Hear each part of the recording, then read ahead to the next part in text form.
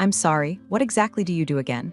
That question came from some junior VP at a budget review meeting. He said it like I was a ghost that accidentally walked into the wrong PowerPoint. What I did, officially, was federal grant compliance. What I really did was keep the company from drowning in red tape, penalties, and late filings. While the execs paraded around with investor decks and three-syllable buzzwords, I was the one who made sure their innovation circus had a legal tent to perform in. Without my initials on about 7 different federal forms, their disruptive platform was just PowerPoint diarrhea.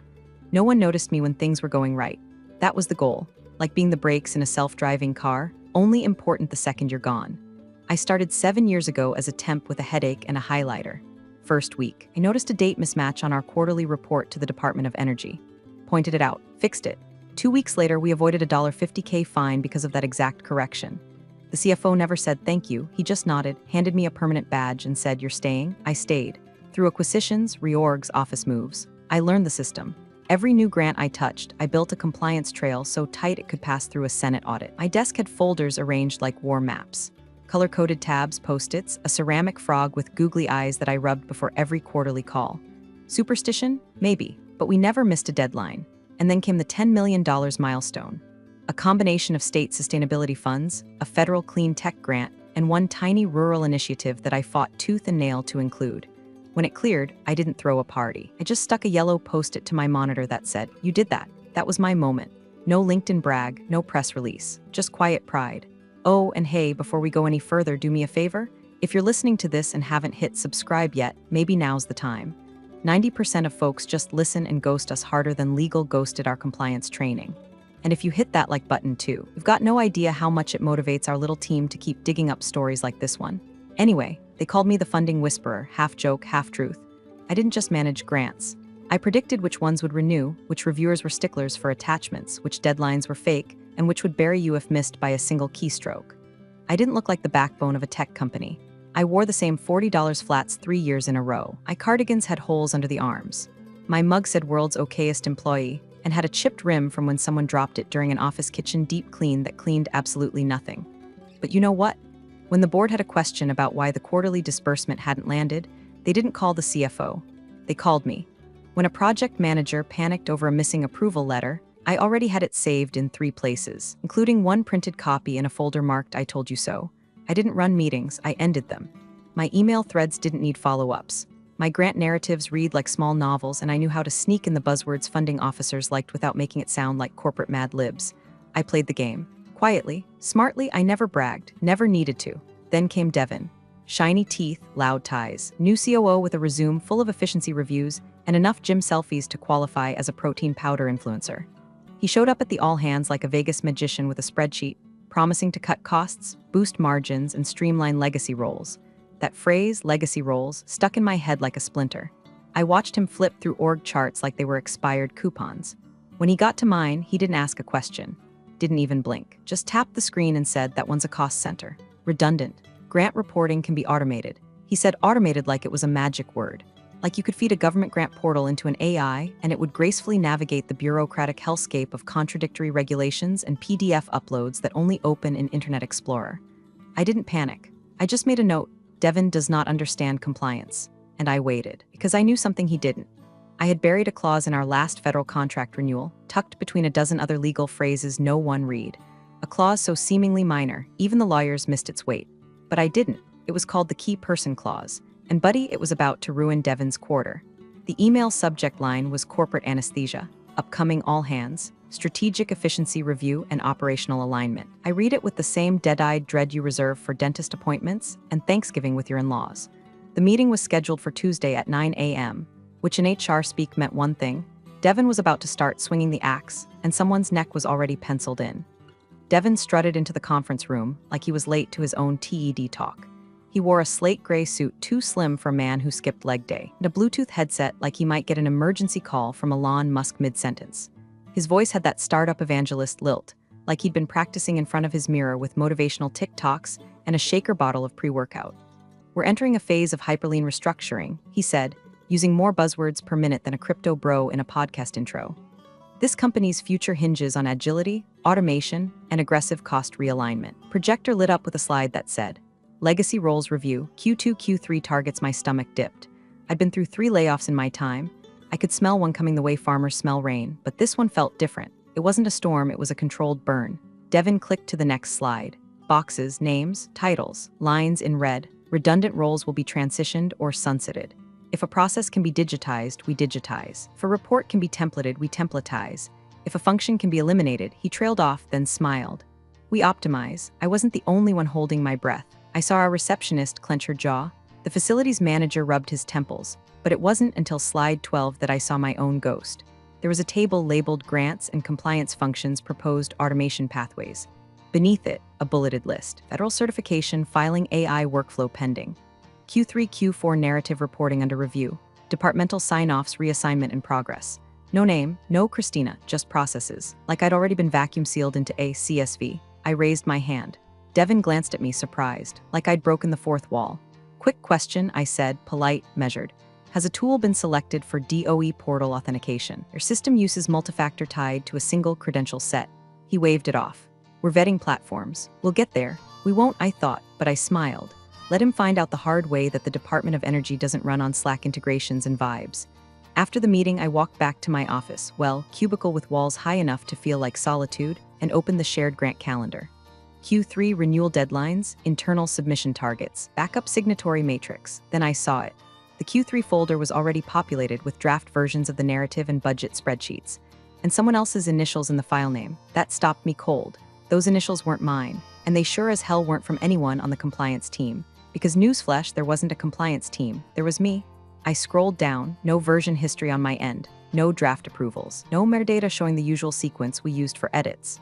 Just a spreadsheet Frankenstein together by someone who thought pivot tables were a personality trait. The email that followed made my hands go cold. Subject, transition support your upcoming meeting HR. 15 minutes. Conference room C. I sat there for a full minute staring at it. I'd never had a transition meeting in my life. I was the one people came to when they needed transition help. I was the one who onboarded 3 finance heads, 2 CTOs, and a revolving door of clueless grant interns. And now I was being walked to the plank like a line item. I grabbed my mug, walked to the hallway, and passed 2 interns debating what flavored Celsius to DoorDash. The glass door to conference room C was already closed. Inside, HR Director Meredith, looking like she wanted to be anywhere else, and Devin, holding an iPad and smirking like he'd just bested a dragon in a spreadsheet duel. We appreciate everything you've done for the company, Meredith began, already deflating her voice like a child apologizing on command. This is about strategic alignment, Devin added, his tone so slick it left a film on the walls. Your function is being consolidated under finance. Our analytics show we can save close to $200K annually. Wow, I said, that much. He nodded, pleased with himself. Good for you, I added, finishing my coffee, you'll need it. I didn't cry, didn't argue, didn't ask for clarification. I just stood up, placed my badge on the table, and said, be sure whoever takes over has the Q3 authentication token. Portal resets take 10 business days. Devin blinked. Meredith didn't look up. I left, not just the room. The building, my legacy, quietly, with precision. Because while Devin was busy counting dollars on his little screen, I was remembering a clause in the federal clean energy grant I'd authored 2 years ago, tucked deep inside the compliance matrix. A clause titled, Key Person Designation Removal Without Pre-Approval Constitutes Breach. No one had flagged it, not legal, not the CFO, not even me until now. But Devin was about to find out that cutting corners with federal contracts doesn't make you a genius. It makes you unemployed. There's a specific kind of silence that falls in an HR offboarding meeting, sterile, padded, and thick like the air inside a walk-in freezer. That's where I found myself, sitting across from Meredith, the HR director with a master's in eye contact avoidance, and Devin, the COO who smelled faintly of self-tanner and hubris. The iPad on the table displayed my termination paperwork like it was a restaurant menu. Devin scrolled, tapped, and spun the screen toward me. This streamlines a lot of operations, he said, like we were debating whether to cancel cable. Honestly, Christina, software's catching up. We don't need the human bandwidth anymore. That phrase, human bandwidth, made me want to peel the drywall. He was trying to be smooth about it, like this was just another Tuesday decision, not a butcher's knife dressed up in a PowerPoint. Meanwhile, Meredith busied herself with the company-branded folders like she was assembling welcome kits, instead of laying off a woman who'd built their compliance infrastructure from scratch. Finance will absorb your responsibilities, Devin said, as if I were handing off a casserole recipe instead of 3 federal grant cycles, a dozen subawards, and 4 active audit logs. Allocated 2 weeks for transition, but no pressure, your exit package includes PTO payout and standard non-compete. He smiled. I didn't. I took the stylus and signed, not because I agreed, but because I already knew what they didn't. The clock was now ticking, and every second they thought they'd saved was a second closer to detonation. You'll need to make sure whoever takes over reads the renewal timelines, I said flatly, slipping the folder back across the table. Devin blinked like he didn't understand the language. Meredith typed something into her laptop with all the grace of a court stenographer trying not to record a felony. I stood up, collected my things, just my mug, my lucky frog, and a small manila envelope from my drawer. No drama, no tears, I didn't even look at my nameplate. That cubicle had been my sanctuary and my coffin. At my desk, I logged out of every platform, didn't delete a thing. No booby traps, no scorched earth. I wasn't some disgruntled intern with admin rights. I was Christina from the Claws, and unlike Devin, I knew that nuclear revenge didn't need a countdown, it needed patience.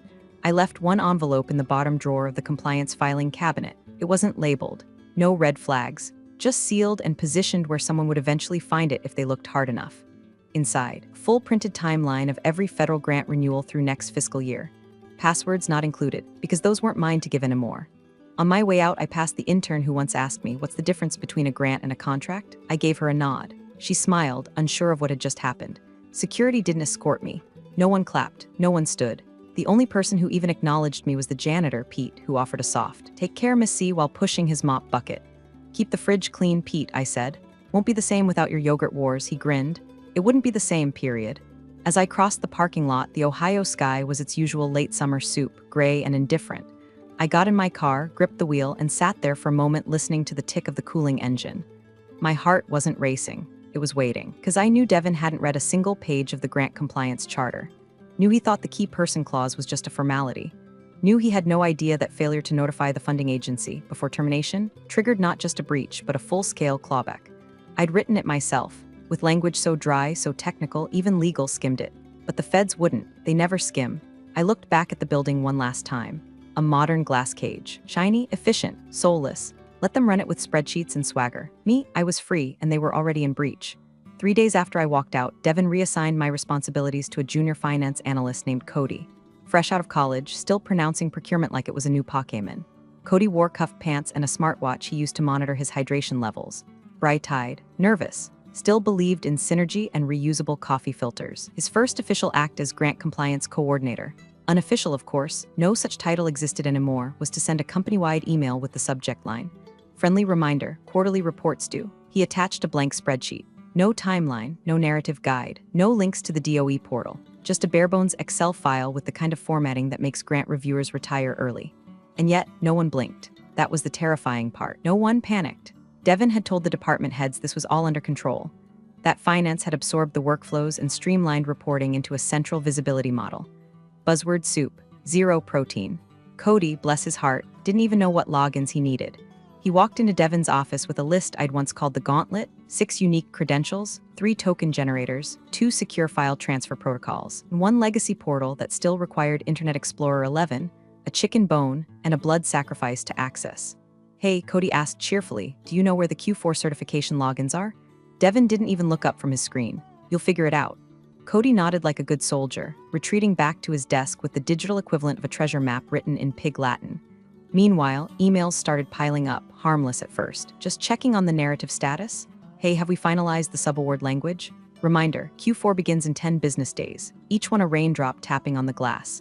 The thing about grant portals is they don't scream when you miss a step, they just sit there, waiting, and when you finally hit submit with the wrong format or expired token, they log it, automatically, permanently, and guess who they alert? Not you, not Cody, but the funding officer. And that's exactly what happened. By the end of week 1, Cody had tried and failed to log into the Clean Energy Grant portal. He got the security question wrong twice, then triggered a lockout. He panicked, Googled, found the help desk number, called it, was told to email instead. So he did. He emailed a federal grant administrator from his company email account and asked, in the most painfully polite language possible, "Hi, I'm taking over reporting duties from a recently transitioned team member. Could you please assist in resetting the portal login credentials for the upcoming quarterly submission?" It was a soft bomb. A polite detonation, because you don't just ask for credentials on a key person-protected grant. That's like walking into the Pentagon and requesting the nuclear codes because Janet from accounting went on vacation. Within 48 hours, the administrator replied, not to Cody, to the company's designated legal contact on file. Subject, urgent inquiry unreported personnel. Change the email was short. Formal, lethal. We've received a request to reassign grant access tied to an active key person. No amendment or formal notification has been filed. Please advise if Christina M. has been officially removed from the project, and if so, on what date pre-approval was submitted. Cody never saw the reply. Legal did. Devin did. And that's when the real panic began. Suddenly, the office smelled like toner and terror. The glass-walled huddle rooms filled with whispers. Slack channels went eerily silent. I knew that silence well. It's what happens when the wolves realize they are already inside the fence. Still, Devin didn't make it public. He called it a hiccup. Told legal to massage the language in a retroactive amendment filing.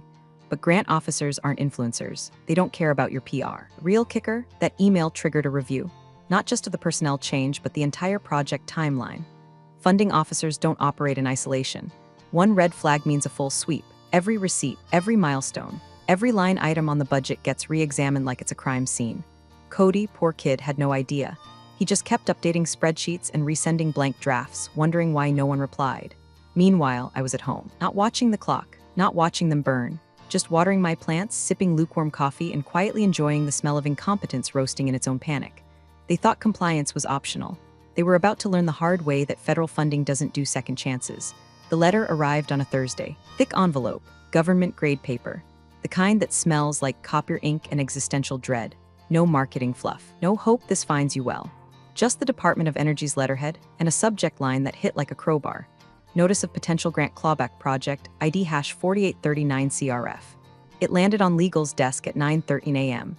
By 9:17, the head of legal, Marty, a man who once described grant compliance as a gentle breeze, had stopped breathing through his nose and switched to mouth mode. He forwarded it to Devin with the subject line, "We have a situation." Devin, who was busy doing his morning treadmill desk session, yes, that's a thing, didn't read the email right away. When he finally opened it, he skimmed the first paragraph, then laughed. Out loud. "Alone. This is a formality," he muttered, waving the letter at Marty like it was a parking ticket. "They'll walk it back. It's just process." Marty didn't laugh. Marty didn't even blink. Just pointed to the third paragraph. "We note that the individual designated as key person, Christina M., has been removed from the project without prior notification or agency approval, as required under Section 3.4b of the grant agreement. This constitutes a material breach of terms. A clawback of disbursed funds in the amount of $3,228,000 is now under active review." Devin stopped chewing whatever protein bar was in his mouth. "Wait," he said, "we have a key person clause?" Marty didn't answer. He just slid over the original signed agreement. It was long, dry, unreadable to the average human brain.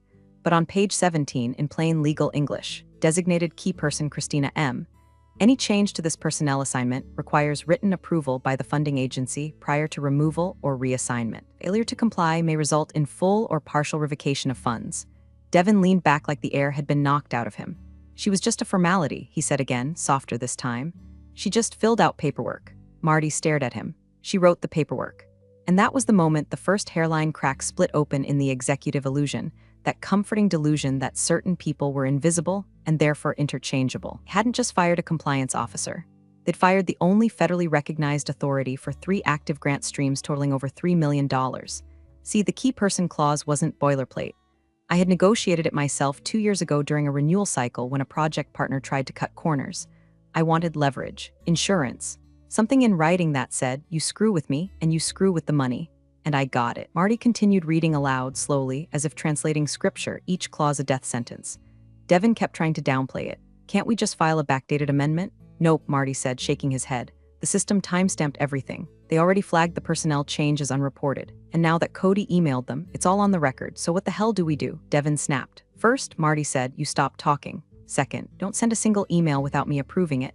Third, you pray they let us fix this without escalating." But it was already too late for that. The agency had started a review, which meant frozen disbursements, frozen budgets, CFO alerts, and worst of all, board involvement. Because when your company books millions in government-backed innovation grants, you don't just lose that money quietly. It sets off alarms, delays payroll, cancels projects, sends investors digging through thank you tickets with pitchforks. The letter included a request for documentation, personnel change logs, notification timelines, backup communications, system credential transfers. They had none. Cody's spreadsheet drafts were inadmissible. The portal login? Still locked. The sealed envelope I'd left in the filing drawer? Still untouched because no one had even thought to look there. And the funding agency's final line made it crystal clear. Absent immediate corrective action and justification, disbursed funds may be subject to full clawback and ineligibility for future participation in this program. Translation? Not only were they on the hook for $3.2 million, They were about to lose access to the next $10 million in grants still in pipeline review. Meanwhile, I was at a thrift shop, buying a cracked teapot I didn't need in a city that didn't care, wondering if Pete the janitor had found the yogurt I'd left behind in the break room fridge. I hadn't checked my phone in hours. Didn't need to. I knew the letter had landed. And I knew Devin was just beginning to realize something crucial. You can fire a person, but you can't fire a clause. It took them 4 full working days to do what I used to do in an hour: read the contract, not skim it, not search for keywords. Read it, start to finish, clause by clause, like a federal auditor with nothing to lose and a grudge against startups with too much swagger and not enough substance. Marty, the company's lead counsel, finally shut his door on a Monday morning, turned off his phone, and poured himself a thermos of stale conference room coffee. He laid out the full set of grant documents across his desk like an autopsy table. One for the Clean Energy Initiative, one for the Rural Deployment Fund, one for the Carbon Capture Pilot Program. Each signed, each active, each with funds already spent. By noon, the color had started draining from his face. See, grant contracts are like loaded mousetraps. They look harmless until you reach for something you didn't fully understand. And Devin, in all his Harvard light brilliance, had reached for the one thing you never touch without gloves. The key person clause wasn't just in one contract. It was in 3, page 14, section 3.4b, designated personnel. The following individual is deemed essential to project integrity and continuation. Christina M., Federal Compliance Coordinator. Any proposed change to this assignment requires prior written approval from the U.S. Department of Energy. Failure to notify constitutes material breach and grounds for immediate funding revocation. Unambiguous, final. Not only was I the named key person on all 3 grants, I was the only one. No alternates, no backups, no or designee, because I'd removed those options during negotiation. Quietly, intentionally. Back then, legal hadn't cared. They wanted the funding. They rubber-stamped my insertions, assuming I was just being thorough. Which, to be fair, I was. Marty reread the clause 3 times, then cross-referenced the date of my termination with the grant timelines. That's when he knew they were already dead. The day I walked out of the building, the timer started ticking. No notification had been sent, no amendment requested, no explanation filed. And Cody's bright-eyed login reset email had alerted the feds before legal even opened the original grant folder. Worse still, the quarterly reporting deadline was just 6 days away, and the portal still showed key person certification. Inactive panic doesn't look like a fire alarm. It looks like Marty locking his door and calling the board chair with a sentence that started, "You're going to want to sit down." He tried to soften it, tried to offer paths forward. Emergency reinstatement, possible backdated filings, maybe some kind of mea culpa narrative about internal miscommunication. But it was all Hail Marys and duct tape. Board chair asked, "Are we technically in breach?" Marty, ever the good soldier, hesitated, then said what no lawyer ever wants to say in a recorded meeting: yes, not potential breach, not under review, just yes, in breach, of 3 active federal grants, with a total value exceeding $3.2 million, not counting pending renewals and multi-year extensions. Devin, upon hearing the news, tried to claim the clause was never escalated to his attention, said he thought it was boilerplate, said Marty should have flagged it harder. Marty's reply was a masterclass in calm decapitation. "You mean the clause where she literally named herself as the federally required signatory?" On page 14, in bold, that clause, Devin had nothing. Just sat there, blinking, like he was trying to control plus Z reality. The crisis response team was formed that afternoon. A war room was set up. Slide decks were built. Talking points were drafted for investor relations. HR scrubbed my exit paperwork to see if anything could be spun as mutually agreed. Spoiler alert, it couldn't. And all the while, that cursed portal kept glowing red like a warning light on the dash of a car no one knew how to fix. Key person certification, inactive. They tried to reset it, tried to swap in a new name, but the portal wouldn't let them. It wasn't a login issue, it was a compliance lock. Set by me? You see, I didn't just manage deadlines, I programmed the internal logic for how those renewals worked. I'd worked with IT to integrate 2-factor authentication tied directly to my employee ID. Not because I was power-hungry, because I knew what would happen if someone careless, someone like Devin, tried to fake their way through a certification just to meet a deadline. Now, that system was holding the line. And the only person who could unlock it, well, she was currently sipping sangria on a friend's porch, watching the leaves change and reading a paperback novel about a woman who burns her ex's house down and never gets caught. They didn't know where I was. They didn't know how to reach me. And most importantly, they didn't know yet that I wasn't coming back. Not unless I made the rules, all of them. The email came through my personal account. Not my old work address, not my LinkedIn inbox, not even a phone call. Just a plain, subject-less message from a burner domain that reeked of legal counsel scrambling for plausible deniability. The signature at the bottom, Trent Delacroix, board chair, Innovatech Solutions, cute. The body was short. 7 lines, no greeting, no emojis, no flattery. We're hoping you'll consider assisting with an urgent matter regarding active grant status and personnel certification. As you are aware, some compliance processes were disrupted following your transition. We are facing potential consequences. Your expertise would be highly valued. Please let us know your availability. No mention of the clawback, no mention of the formality comment, no apology, just the linguistic equivalent of a white flag jammed into a corporate inbox. I read it once, then again, and then I closed my laptop and poured myself a second cup of coffee. Let them wait. 3 hours later, I replied with 2 words. What terms? The response came within 15 minutes, clearly drafted by legal this time. Polished language, reinstatement options, exploring a mutually agreeable path forward, all wrapped in that hollow sincerity you only hear from people who have been caught with their pants down and a fire alarm blaring. They offered reinstatement. Same salary, same title, same reporting line. I almost laughed. Did they really think I'd come crawling back into the exact cage they threw me out of, like some grateful compliance golden retriever?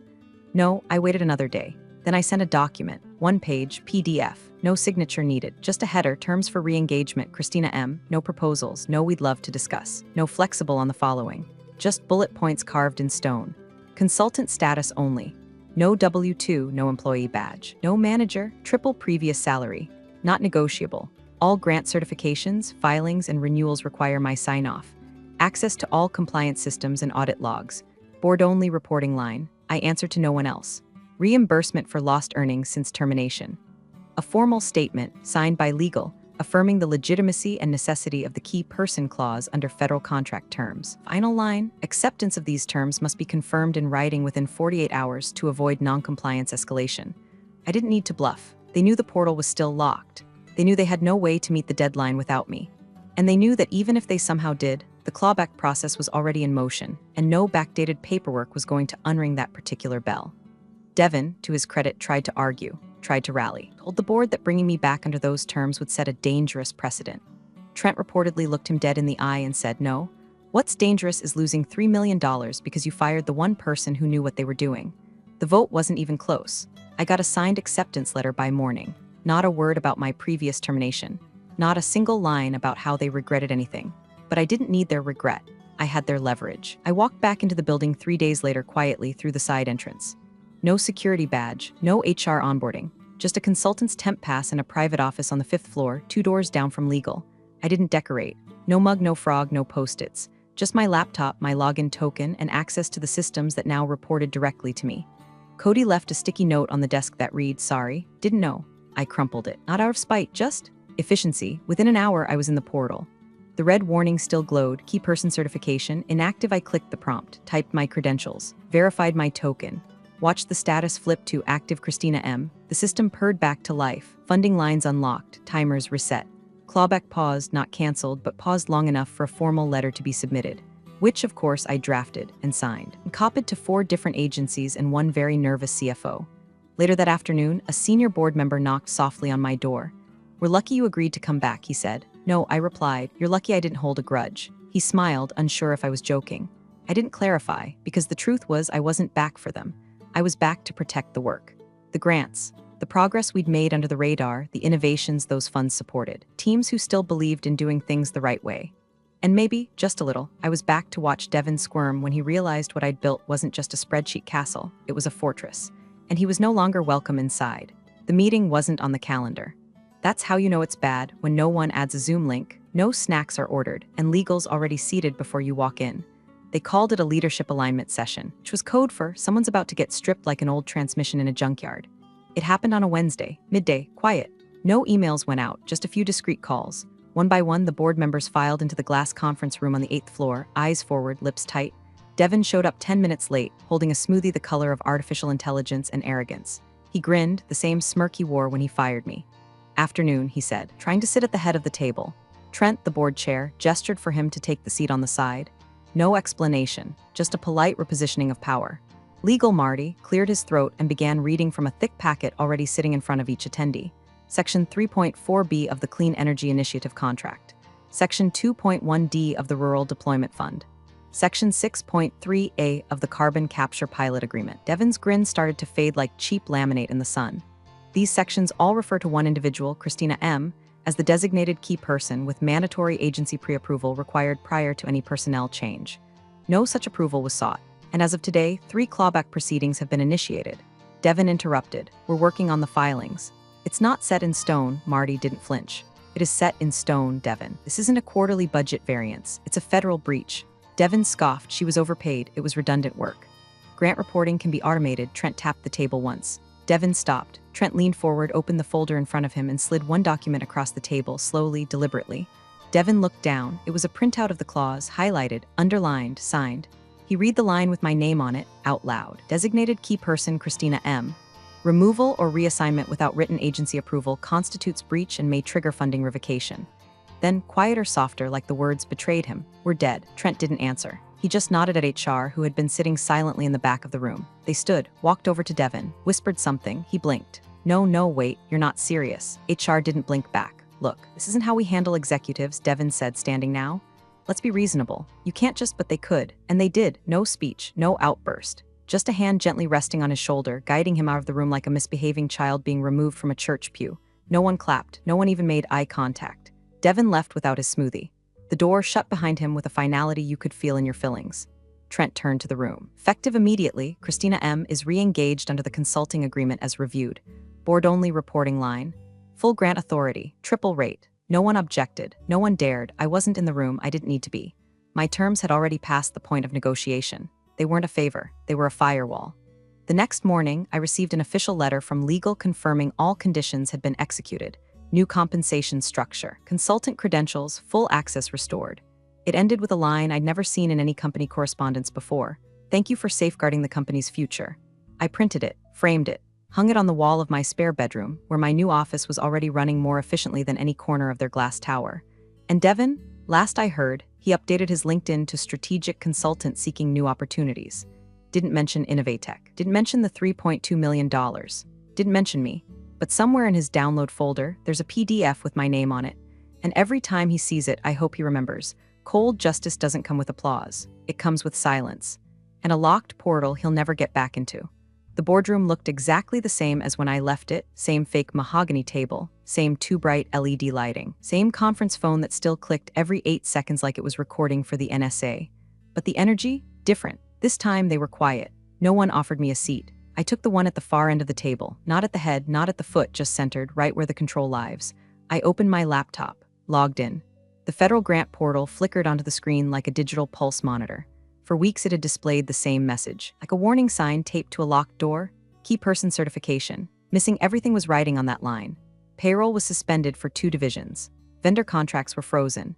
An innovation partnership with a clean energy startup had been put on indefinite hold. Millions in potential growth reduced to a single glowing error on a government webpage.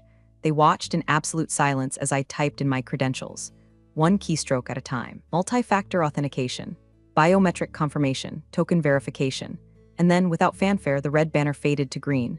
Key person certification. Active Christina M. The room didn't cheer. These weren't the kind of people who clap for salvation they didn't understand. But I saw the CFO exhale. I saw the board chair drop his pen and lean back like the tension in his spine had just given up. Across from me sat the new COO, some fresh-faced MBA with a LinkedIn headshot that probably still smelled like cologne. He hadn't said a word since I walked in. Marty, seated beside him with the weight of 3 clawbacks still hanging in the air, turned slowly and asked, "Did you read the clause?" The new COO blinked, looked to Trent, looked back at the portal. "I skimmed it," he said. Marty didn't respond.